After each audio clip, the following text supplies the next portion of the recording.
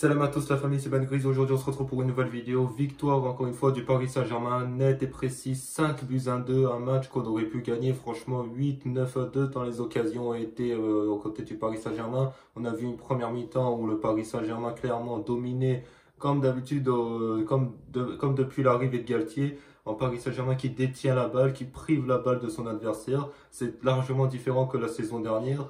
La Montpellier, la saison dernière, aurait joué, se serait créé beaucoup plus d'occasions. Là, le PSG a privé de balles Montpellier et s'est installé dans le match et a raté au début du match beaucoup d'occasions avec le gardien qui a fait des super parades. On voit le pénalty raté de Kylian Mbappé. Au final, on a Mbappé qui provoque le but contre son camp et Neymar qui marque ce pénalty. Mais sincèrement, dans le jeu, le PSG, dans les petits espaces, ça a été compliqué de se trouver entre Neymar, Messi et Mbappé. J'ai l'impression dans les petits espaces, on a vu un Montpellier qui était bloc bas et Montpellier défendait très bien et ils étaient là pour récupérer la balle. J'ai l'impression qu'ils étaient toujours au bon moment pour intercepter la balle. On avait l'impression entre Messi et Neymar et non, plus Messi et Mbappé où on voyait que les passes dans les petits espaces, le Montpellier interceptait toujours la balle, mais au final, on a vu toujours un beau jeu côté PSG. 5 buts au final, on aurait pu en mettre 8, 9,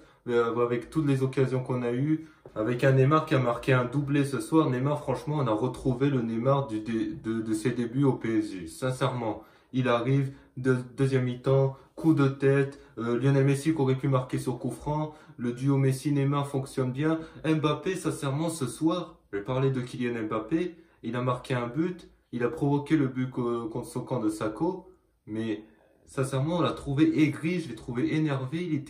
On dirait qu'il était frustré du début jusqu'à la fin. On dirait qu'il n'arrivait pas On sentait que, en fait, je pense parce que Neymar et Messi combinaient plus ensemble qu'avec Mbappé, et il n'arrivait pas à se faire. Il y avait une action où il pouvait continuer, où Achraf Hakimi, je crois, ne pouvait pas direct lui donner la balle, ou Vitinha. Et il a direct, juste après son penalty, il a direct, voilà, il s'est énervé, geste d'humeur. On sentait soit il était énervé parce qu'il n'arrivait pas à se faire dans ce collectif, ou alors il était énervé par rapport à son penalty. Parce que là, c'est différent. Aujourd'hui, la saison dernière, Mbappé était le patron, portait le Paris Saint-Germain lui tout seul. Et là, t'as d'un seul coup Neymar, Mbappé qui redeviennent comme avant. Le collectif est meilleur. Et Mbappé n'est plus celui qui porte l'équipe comme la saison dernière. Il faut encore un peu plus de temps, je crois, pour Mbappé pour se faire dans ce collectif, dans le jeu de Christophe Galtier. Mais sinon, après Mbappé, tu sens, j'ai l'impression qu'il est aigri, il était aigri tout le match. Pas souriant, pas de sourire. Il provoque le but contre son camp, il marque. Pourtant, voilà. Et on sent que dans le jeu, il n'arrivait pas à se faire. Faudrait peut-être un peu plus de temps pour lui pour qu'il se fasse dans ce jeu du PSG, dans ce nouveau PSG. Faut qu'il s'y fasse. Mais après, moi, je trouvais Neymar exceptionnel, Messi qui aurait pu marquer, qui a délivré une passe exceptionnelle à Neymar sur le triplé, mais qui a été refusé pour hors-jeu de Presnel Kimpembe, d'un pied, d'une jambe. Vraiment, la passe de Messi, elle est exceptionnelle. Tu sens que la connexion entre les deux, elle est exceptionnelle et que c'est dans ce PSG, il y a plus une connexion Messi-Neymar. Il y a plus une connexion Messi-Neymar qu'une connexion Mbappé-Messi-Neymar. Tu sens que sans arrêt, Messi-Neymar cherche à se trouver plus qu'à trouver Mbappé. Et ça, je crois que j'ai l'impression que c'est ça qui a frustré Kylian Mbappé. Je sais pas vous, mais Mbappé, tout le match, il était aigri.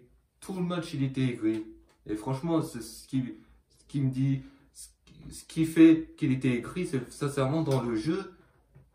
Il n'arrivait pas. En fait, Messi et Neymar combinaient entre eux, mais Mbappé combinait pas franchement avec Mbappé. Et tu sens dans les petits espaces, dans un bloc bas, c'est ça le problème d'un bloc bas. Montpellier était en bloc bas, faisait que défendre tout le match. Ils ont mis 2 buts, mais ils ont défendu tout le match. Et tu sens que dans un bloc bas, ça reste compliqué face à des équipes qui sont bien regroupées. La semaine dernière, face à Clermont, c'était plus facile parce que Clermont défendait quand ils étaient nuls défensivement. Mais là, Montpellier, pourtant, ils étaient quand même bons défensivement. Ils ont quand même pris 5 buts parce que ça prouve comme quoi le PSG, collectivement, c'est plus comme l'année dernière et le jeu est plaisant à voir. Ça fait plaisir de voir le jeu du PSG.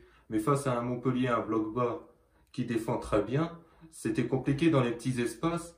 Tu sentais que dans les petits espaces, combinaison entre Messi et Mbappé, c'était compliqué. Sinon, moi j'ai bien aimé Hakimi sur le côté droit. Nuno Mendes, il a fait un boulot. Nuno Mendes, il était exceptionnel sur le côté. Il faisait tout le temps le boulot.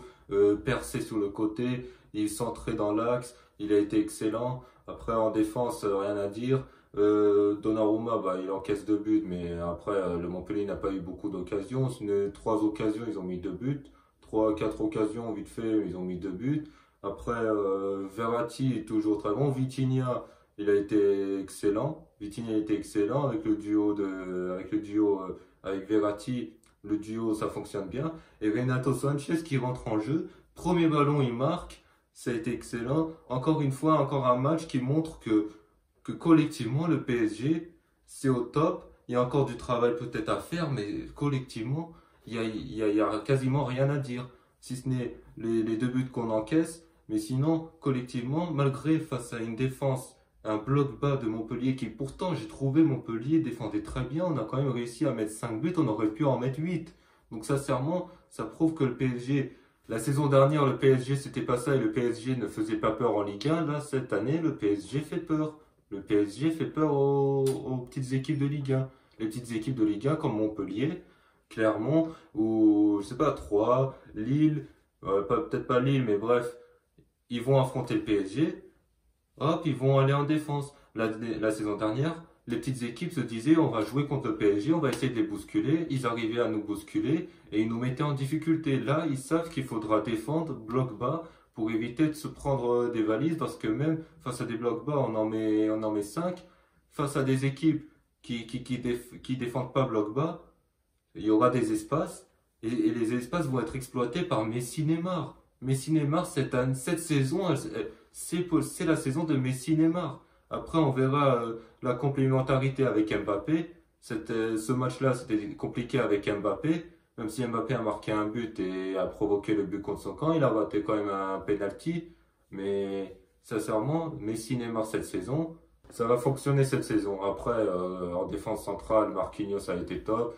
Kipembe a été top. Ramos, on a senti l'expérience de Sergio Ramos. Il faisait des fautes, il en a fait au moins 6 fautes sans prendre de carton jaune, mais ça on sent que c'est l'expérience de Sergio Ramos. Sergio Ramos, il arrive, faute à 60 mètres, il laisse le temps à ses coéquipiers, à son bloc de revenir, il fait des fautes.